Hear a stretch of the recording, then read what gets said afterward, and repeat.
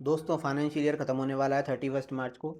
31 मार्च से पहले पहले कुछ इंपॉर्टेंट काम हैं जो आपको ज़रूर कर लेने चाहिए, हर स्टेक होल्डर्स को कर लेने चाहिए।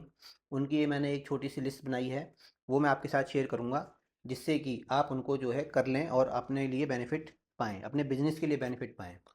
पहला स्टार्ट करते हैं हम कि आपको रिकन्सिलिएशन कर लेना है अपनी बुक्स को। किस चीज़ के साथ? सबसे पहले जीएसटी जीएसटी उठाते हैं।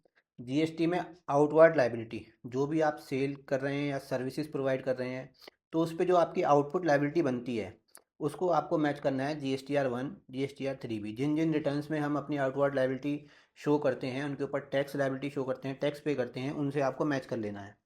फिर बात आती है इनपुट टैक्स क्रेडिट की, जो कि सबसे इम्पोर्टेंट ज़रूरी चीज़ है।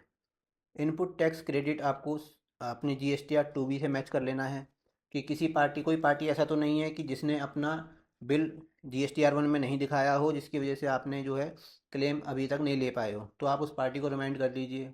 कोई ऐसा बिल तो नहीं है जो किसी पार्टी ने गलत चढ़ा दिया और हमने उसका इनपुट ले लिया, तो उसकी एडजस्टमेंट आप देखिए।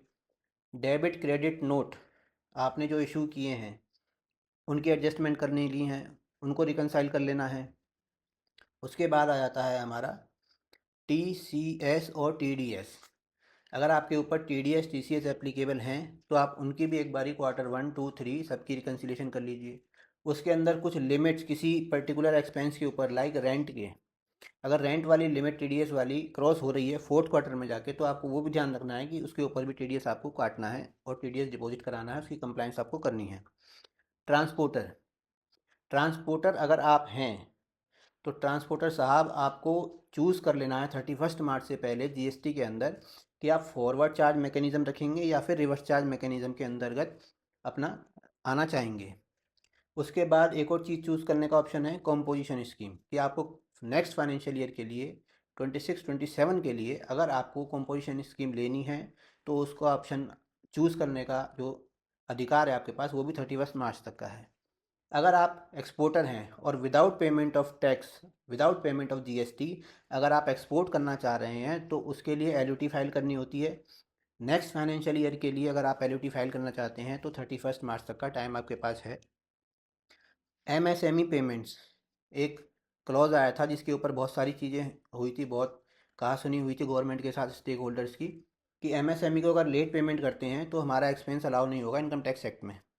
तो अगर ऐसी कोई पेमेंट्स हैं, आप अपनी MSME वाली लिस्ट बना लीजिए। अगर आपकी कोई ऐसी पेमेंट्स हैं जो ओवर ड्यू हैं तो आप वो देख लीजिएगा कि MSME को आप पेमेंट कर दें, जिससे कि आपका एक्सपेंस डिसअलाउ ना हो। और इस लिमिट से मेरे को एक चीज़ और ध्यान आई, इनपुट टैक्स क्रेडिट की, कि अगर आपने अपने किसी सप्लायर को 180 डेज से ज़्यादा की ओवर ड्यू हो रखी है तो आप उसको भी ठीक कर लीजिए, अदरवाइज़ आपको जीएसटी का इनपुट रिवर्स करना पड़ता है, उसके ऊपर इंटरेस्ट भी देना पड़ता है। तो आप वो भी कंप्लाइंस कर लीजिए। आगे है हमारा TDS रिकन्सिलेशन वाला हो गया। ई इनवॉइस की एप्लीकेबिलिटी, अगर आप जितना भी टर्नओवर है अभी तक और जितना एक्सपेक्टेड है कि हाँ 31 मार्च तक आपका हो जाएगा, उसके बेसिस पे अगर आपके ऊपर ई इनवॉइसिंग एप्लीकेबल होने वाली है 1 अप्रैल से, तो उसका भी ध्यान रखिएगा, आप ई इनवॉइसिंग के लिए भी तैयार रहें। एक चीज़ के लिए और तैयार रहना है हमें कि 1 अप्रैल 2026 से इनकम टैक्स एक्ट 2025 एप्लीकेबल होने वाला है, न्याय एक्ट आने वाला है, तो हमें उसके लिए भी रेडी रहना है। उसमें सेक्शन नंबर्स चेंज होने वाले हैं, बहुत सारे फॉर्म्स रिटर्न्स वगैरह ये सब चीज़ें चेंज हो जाएंगी। ज़्यादातर प्रोविज़न सेम है, बट थोड़े से क्या है कि सीरियल नंबर चेंज हो गए हैं, फॉर्म नंबर चेंज हो गए हैं, तो उसके लिए भी आपको रेडी रहना है। तो और क्या रह गया हमारा? एडवांस टैक्स, लास्ट में है एडवांस टैक्स। सारी टैक्स पेयर्स को, ऑलमोस्ट सारे टैक्स पेयर्स को जो एडवांस टैक्स पे करना होता है उसकी फोर्थ इंस्टॉलमेंट जानी होती है 15 मार्च को। लेकिन प्रिजम्पटिव टैक्स पेयर्स जो प्रिजम्पटिव टैक्सेशन के अंदर अपनी ITR भरना चाह रहे हैं, उनके लिए एक स्पेशल ऑप्शन है कि उनको एक ही इंस्टॉलमेंट में अपना सारा एडवांस टैक्स पे करना होता है और उसकी ड्यू डेट 31 मार्च तक होती है। जी हाँ, 15 मार्च नहीं, 31 मार्च।